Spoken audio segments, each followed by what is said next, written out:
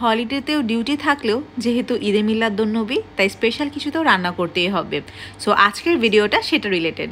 আসসালামু আলাইকুম, কেমন আছেন সবাই? আশা করি সবাই ভালো আছেন। আলহামদুলিল্লাহ আমরাও ভালো আছি। ছোটোবেলা থেকে দেখতাম শবে বরাত অথবা ঈদে মিলাদুন্নবী এরকম যে কোনো অকেশনে বাসায় ভালো মন্দ রান্না করা হতো, এবং এখন যেহেতু নিজের সংসার তাই আমি আমার নিজের মতো সময় বের করে ট্রাই করি স্পেশাল অকেশনগুলোতে যাতে একটু ভালো মতো রান্না করা যায়। আর আগামীকালকে ঈদে মিলাদুন্নবী হলো, আমাদের তো ডিউটিতে যেতেই হবে, তাই ভাবলাম রাত থেকে একটু প্রিপারেশন নিয়ে রাখি। যেহেতু মিষ্টি আইটেম রান্না করলে ফ্রিজে এমনিও রেখে দিতে হয়, তাই রাতে রান্না করলে কোনো প্রবলেম হবে না। আজকে ভাবছিলাম যে একটু সাবুদানার ফিরনি রান্না করি। নর্মালি সবসময় পায়েসই রান্না করা হয়, কিন্তু আমার শাশুড়ির হাতের স্পেশাল সাবুদানা ফিরনি খেয়েছিলাম সেই যখন আমাকে প্রথমবার দেখতে এসেছিল। এরপরে আমার শাশুড়ি আমার জন্য বানিয়ে পাঠিয়েছিলেন, এত মজা লেগেছিল। ভাবলাম আজকে মার থেকে রেসিপি জেনে আমিও একটু ট্রাই করি। যদিও মার থেকে ঠিকমতো রেসিপিটা আর শোনা হয়নি, বাট ইউটিউব ভিডিও দেখে একটু চেষ্টা করে বানিয়ে ফেললাম সাবুদানার ফিরনি। বাট মা বললেন যে একটু ভুল হয়ে গেছে, এবং সেটা হচ্ছে ইউটিউবে দেখেছিল সাবুদানাটাকে একটু ঘিয়ে ভেজে নিতে, যার ফলশ্রুতিতে একটু অন্যরকম হয়ে গিয়েছিল। কারণ দুধের মধ্যে যখন ঘিটা পড়েছে দুধটা একটু ফেটে ফেটে গিয়েছিল। মনটা অনেক খারাপ হয়ে গেল, কিন্তু কিছু করার নাই। যে কোনো জিনিস নতুন রান্না করতে গেলেই কিন্তু একটু উল্টাপাল্টা হয়েই যায়। ইদানিং অনেক কিছু শোনা যায়, যেমন শবে বরাতে রুটি হালুয়া বিদাত, তারপর ঈদে মিলাদুন্নবী পালন করা বেদাত। বাট এগুলো অ্যাকচুয়ালি আমার মনে হয় না সঠিক। হ্যাঁ, যদি আপনি এই টাইমে রান্না বান্না করে সময় পার করে দেন, ইবাদত না করেন, তাহলে অবশ্যই সেটা ঠিক না। কিন্তু আপনি যদি আল্লাহর ইবাদতের পাশাপাশি বাসার সবার জন্য ভালো মন্দ রান্না করেন, আমার মনে হয় না তাতে কোনো ক্ষতি আছে। যাই হোক, রাতের বেলায় ফিরনিটা রান্না করে ফ্রিজে রেখে দিয়েছিলাম, এবং সকাল সকাল ঘুম থেকে উঠেই আজকে আমি ভাবলাম যে গরুর মাংসের তেহারি রান্না করব। এর জন্য রাতে গরুর মাংস ফ্রিজ থেকে নামিয়ে ভিজিয়ে রেখেছিলাম, আর সকালে উঠে পোলার চাল ভিজিয়ে রেখেছি, পাশাপাশি সব মশলাও বের করে রেখেছি। এবং আজকে রাঁধুনির মিক্স যে বিরিয়ানি মশলাটা সেটা দিয়ে রান্না করব, কারণ শুনেছি এটা দিয়ে রান্না করলে নাকি বিরিয়ানি খুবই মজার হয়। আমি একটু অধৈর্য টাইপের মানুষ, তাই কেন জানি ইউটিউব ভিডিওতে রেসিপিগুলো দেখে দেখে রান্না করার মতো ধৈর্য আমার একদমই হয় না।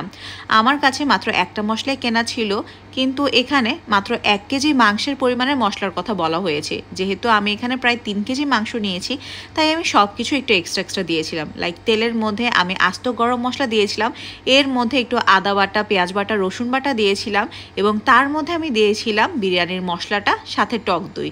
এরপর মশলা ভালো মতো কষানো হয়ে গেলে আমি দিয়েছিলাম গরুর মাংস, এবং গরুর মাংসটা যখন একটু সেদ্ধ হয়ে এসেছিল এর মধ্যে আমি আরও দিয়েছিলাম জয়ফল জয়ত্রীর গুঁড়া, সাথে একটু ধনিয়া আর জিরা গুঁড়া। আরেকটা স্পেশাল আইটেম দিয়েছিলাম, এবং সেটা হচ্ছে আমি রেজালার জন্য একটা মিক্সচার রেডি করে রেখেছিলাম, যা হচ্ছে কিশমিশ, বেরেস্তা, টক দই এবং কাজু বাদামের একটা পেস্ট। সো ওই পেস্টটাও আমি দিয়ে দিলাম, এবং সব মশলা একসাথে দেওয়ার পরে, যেহেতু আমি কোনো গুঁড়ামরিচ ইউজ করি নাই, তাই আমি কাঁচামরিচটাই ভেঙে এখানে দিয়েছিলাম। বিকজ একটু ঝাল না হলে কিন্তু বাঙালির যে কোনো তেহারি বা বিরিয়ানি মজা লাগে না। প্লাস কাঁচামরিচ যখন আপনি ভেঙে দিবেন, এটা থেকে খুব সুন্দর একটা অ্যারোমা আসে। সো আমি আমার নিজের যে আইডিয়া বা বুদ্ধি যেটাই বলেন না কেন, ওইভাবে নিজের রেসিপিতেই রান্না করতেছিলাম। আর মাংস কিন্তু মাশাআল্লাহ খুব ভালো মতো কষানো হয়ে গিয়েছে, তেলটা উঠে আসতেছে।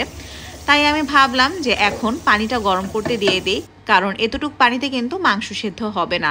তাই পানি গরম করে যখন মাংসটা একদম কষে এসেছে, এটার মধ্যে পানি দিয়ে ডালটা একদম কমিয়ে মাংসটা সেদ্ধ হতে দিয়ে এসেছি। আর এখানে আওয়াইশাকেও খাওয়াতে চলে এসেছি। আওয়াইশাকে খাইয়ে এখন গিয়ে দেখলাম যে আমার মাংস একদম সেদ্ধ হয়ে গিয়েছে। পাশাপাশি আমি আলু একটু মরিচ আর লবণ দিয়ে ভাজার জন্য রেডি করে রেখেছিলাম। খুব তাড়াতাড়ি সব কিছু করতেছিলাম, কারণ এখানে আওয়াইশাকে খাওয়ানো, আওয়াইশাকে গোসল করানো, আসলে ঘর গোছানো অনেক কাজ বাকি। সো দৌড়া সব কাজ করা লাগছিল। এখানে চালটাও ভেজে নিচ্ছিলাম, আর এখন চাল ভাজা হয়ে যাওয়ার পরে যে মাংসটা রান্না করেছিলাম সেইটা এই ভাজা চালের মধ্যে মিক্স করে দিলাম। আমি কিন্তু ঝোল একদমই টানিয়ে ফেলেছিলাম, কারণ যাতে ঝোলের মধ্যে যদি বেশি পানি থেকে যায় তখন আমার পানির পরিমাণটা একদম উল্টাপাল্টা হয়ে যাবে। যাই হোক, এখন গরম পানি করা ছিল, সেই গরম পানিটা দিয়ে এটাকে আমি ভালো মতো মিক্স করে এর মধ্যে একে একে আমি যা দিব তা হলো গোলাপ জল, কেওড়া জল, কিসমিস, বিকজ এই 3টা আইটেম না দিলে আমার বাসায় বিরিয়ানি হয় না। প্লাস বিরিয়ানি রান্না করলে একটু বিরিয়ানির সেন্টও আমি দিই। এরপরে দিয়ে দিলাম কিছু আস্ত কাঁচামরিচ, বিকজ কাঁচামরিচের স্মেলটা আমার কাছে খুবই ভালো লাগে। এরপর দমে দিয়ে আমি চলে গিয়েছিলাম বাসায় আরও কাজ করতে, যেহেতু ডিউটিতে যেতে হবে। তো বাকিটা আসলে খালাই দেখেছিল, অ্যান্ড এখনও কিন্তু পুরোটা হয়নি, একটু চাল চাল রয়ে গিয়েছিল। বাট আমার ডিউটি টাইম হয়ে গিয়েছিল, লেট করে আমি যেতে পারবো না, অলরেডি একটু লেট হয়ে গিয়েছিল। তাই খালা আমাকে বলল যে একটু এরকম আস্তে আস্তে চাল থাকা অবস্থায় আপনি নিয়ে যান, খান, কারণ মুখে আসলে তেমন বাজে না। তো পুরাটা ফুটার আগেই আসলে আমি নিয়ে আসছিলাম, আর আমার কলিগের জন্য নিয়ে এসেছিলাম, যেহেতু বক্সে একদম গরমটাই বেড়েছিলাম, তাই না, মানে বক্সে গরম থাকা অবস্থায় একটু ফুটে ফুটে গেছিলো। হ্যাঁ, দেখতে কিন্তু একটু সাদা সাদা এখনও লাগতেছে, বাট খেতে কিন্তু আসলে ভালোই লাগতেছিলো। আর আমার যে কলিগ উনিও বলছে যে মজা হয়েছিল। সো আলহামদুলিল্লাহ।